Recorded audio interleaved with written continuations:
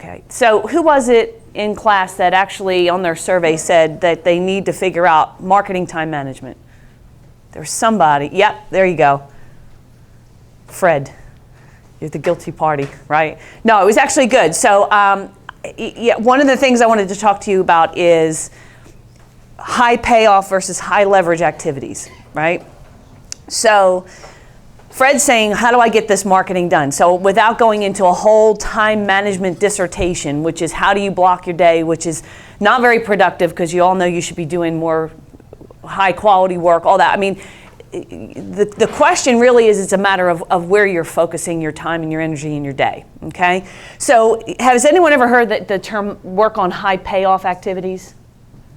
You ever hear, and I'm forgetting I forget the author, he wrote a book about time management and said, everything that you do should be labeled like an A, B, or C priority. And then what you do is you go back and you take all the A's and you label the A's 1, 2, 3, right? In order of importance. And then you're supposed to spend your whole day working on steak sauce, which is A1, right? You ever hear that?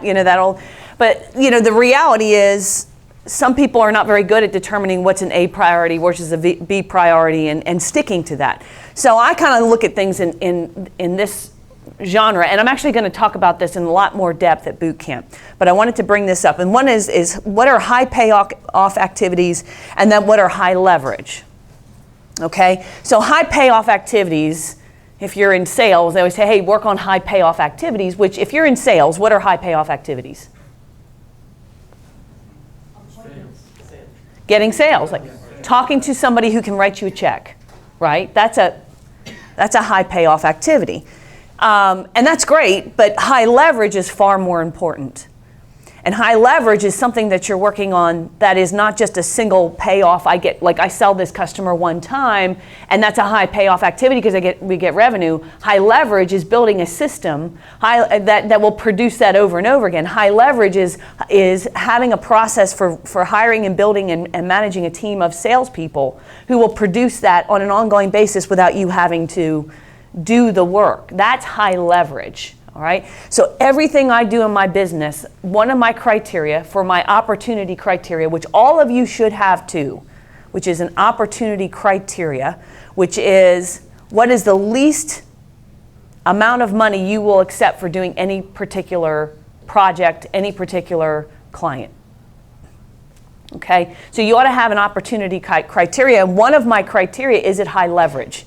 Is this going to be just a one-off where I get a big check and that's fantastic, or is this something I'm going to be able to leverage into a product that I can resell, or leverage into additional customers, or leverage into a system that I can implement, right? So before I take on any client or project, seriously, anything I do, I'm always thinking, can I leverage this? If I can't leverage it, I don't want to do it. Quite honestly, I don't want to do it.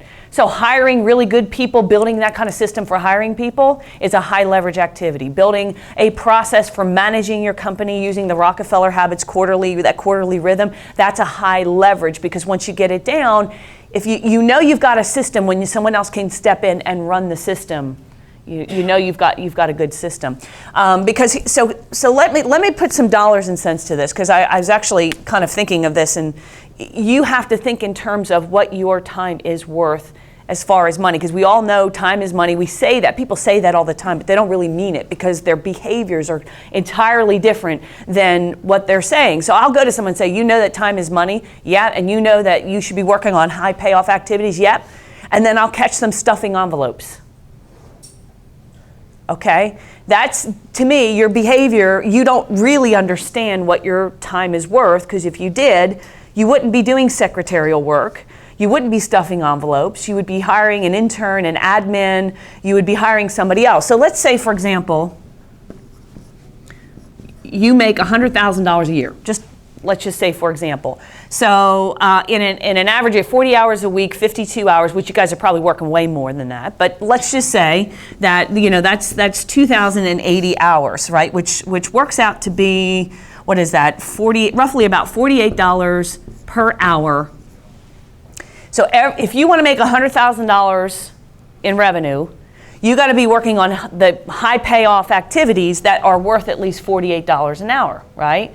Now, if you got an admin you're paying $40,000, which you could get we can all agree, you can get a pretty good admin for $40,000, right? So a $40,000 admin is roughly about $19 per hour, all right? So that admin can take, so think about it, if you're doing administrative work and you want to make $48 per hour, because that's going to roll into that, and you're doing administrative work, you cannot get to more income by doing $19 per hour activities.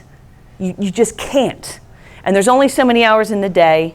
And I know when I first started, I was doing everything. I was taking out the trash. I was answering the phone. I was doing it all. But as quickly as you can, you got to get up to a point where you can hire an admin and offload some of that, or hire a tech, or hire as you grow your business, you're going to have to hiring management. So let's say if you want to double your income, you don't want to make $100,000. We want to make $200,000 a year, right? You're not going to double your income by doing $19 per hour activities, which again is what I see. People are making this amount of money. They do marketing, so they start stuffing envelopes. So how are you going to get to $200,000 doing $19 an hour work? And you really have to think about it in those senses. And right now, if you thought about everything that you're doing, you're probably doing work that you could hire someone $10 an hour to do, $15 an hour to do. And then people come to me and say, I have no time to do marketing. Well, that's because you're doing $19, $15 an hour projects that are soaking up your time and your energy and your effort, and you're never going to get to $200,000, right? Because to get to $200,000, you're going to have to do, your time every hour is going to have to be producing $96 an hour. If you want to get to where you're making $1 million, you can't be working on $96. You have to then build leverage. You have to get out of this, when we all start out, I think we all start out, if you can get to high payoff, that's like step one, where you're only dealing with clients and doing projects that are high payoff activities. You're not doing admin. You got to get to high payoff. And very quickly, you got to get to where everything you do has leverage. Everything you do has leverage. So when I have spent a lot of hours in building our lead generation funnel, one of the campaigns I've talked to you about, which is our Godfather campaign, I've spent a lot of hours doing that. And right now I've got 4 people who run that system, but that system pays off no less than $1 million every year to us without me having to get involved. Plus, that's our feeder system into all the other products that we sell, because that's how we get new clients. So if you really look at that system, it's really essentially a $12 million system plus, because those customers go on to buy, Ascend, buy more, etc. So everything you want to work on, you got to make sure, first of all, you're doing high payoff activities at a minimum, but then you got to start thinking about leverage. And that's kind of what we're going to get into a little bit more today when we talk about, building systems in marketing oil wells.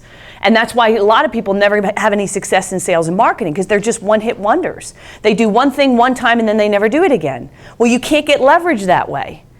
You might get high payoff if it works the first time. If it doesn't work, you haven't even gotten high payoff. But you got to get to high leverage. That's the key. And at boot camp, I'm actually going to be talking a lot about how do you build those systems? How do you go about thinking and arranging your day so that you're maximizing your productivity every single day, because we only have so many hours in a week and a day, and there's only so much energy we have. Really, when people say you're doing time management, really what you're doing is energy management. Because what really happens is you wait till you don't do marketing and you burn up all your energy doing $19 per hour activities, and you're exhausted, and at the end of the day, that's when you start thinking about doing marketing. You have no energy, so you're slow, you're not sharp, you don't do it well, you put it off, you procrastinate. This is one of the things I'm going to tell you that very wealthy individuals get, business owners. They understand leverage. They understand that hiring salespeople and hiring marketing people isn't an expense. Furniture is an expense. Techs are an expense. I love them and you need them. I'm not saying that, but they are an expense. If I hire a salesperson and for every $1 I'm paying them, they're producing 10 or 20, that's not an expense, right? That's not an expense.